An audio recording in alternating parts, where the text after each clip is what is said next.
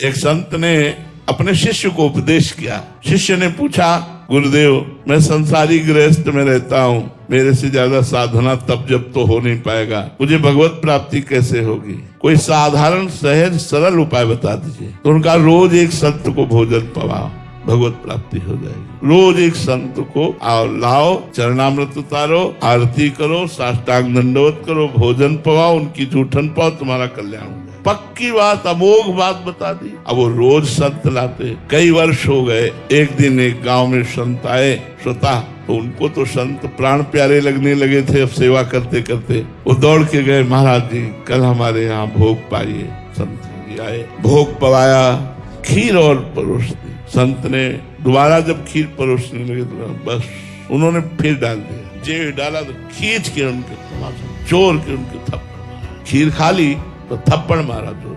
खीर खा के उठे, साष्टांग दंडवत किए, हाथ जोड़कर जैसे संतों को विदा करते थे वैसे विदा किया। वो उसी गांव में रुके। दूसरे दिन शाम के फिर वो भगत जी गए, महाराज जी कल प्रसाद आप हमारे यहाँ ही पाइए। ठीक है, आए, प्रसाद पाया और कहा, बेटा कल तुम्हारे थप्पड़ मारा था, तुम्हें बुरा नहीं लगा? अरे महाराज ये शरीर आपका सेवक है, ये शरीर आपका है, आप मारो पीटो कुछ करो। महाराज जी मेरा इस पर कोई अधिकार नहीं, मैं तो आपका था। बोले बहुत शीघ्र भगवान का साक्षात्कार तुम्हें हो जाए, या आशीर्वाद। बहुत शीघ्र अब तुम्हें भगवान का साक्षात्कार होने वाला है, क्योंकि अब तुम योग्य हो गए हो भगवान के दर्शन के।